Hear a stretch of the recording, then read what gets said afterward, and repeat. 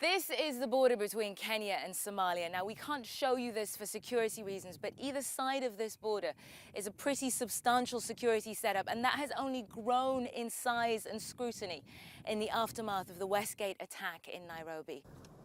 But this isn't the only route into Somalia. Hacked out of the undergrowth, this is where traffic flows.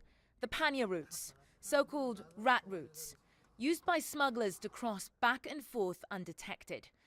Branching brazenly off from the government roads, they're certainly a smoother ride, in spite of the Kenyan government's efforts to beef up border security.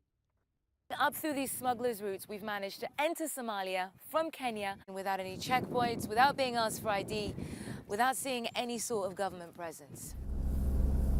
Night falls and it's rush hour on the Panya routes. People and goods ferried back and forth. Everyone is too afraid to stop for long here, even to help the stranded families we see along the way. Many are escaping the uncertainty back home in Somalia, but some are seeking to enter Kenya undetected for their own ends.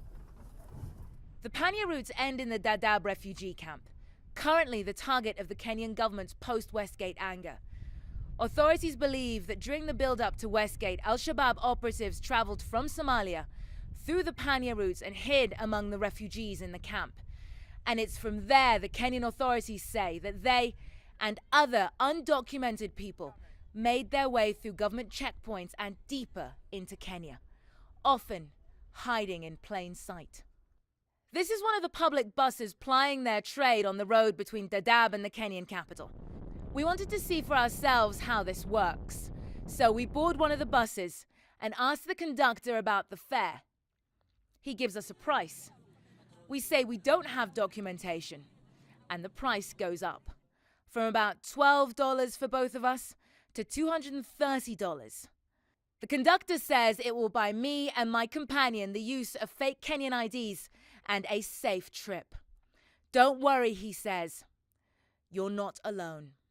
We count out the cash and he hands us IDs from a stash he's been handing out through the bus. That's all it takes.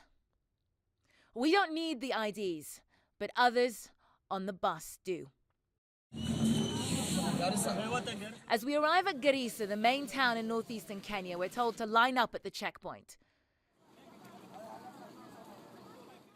Just out of the hidden camera's view, security officers scrutinize thumbprints with the help of a magnifying glass, comparing them to the IDs, fake or real. We overhear a woman take a Kenyan police officer aside. Bluntly, she tells the officer she has no valid papers. All the passengers, including the woman with no documentation, are waved back onto the bus to continue their journey to the country's capital. I show my official papers and join them. The Kenyan government has now signed an agreement with Somalia, hoping to clear Dadaab by voluntarily repatriating its residents.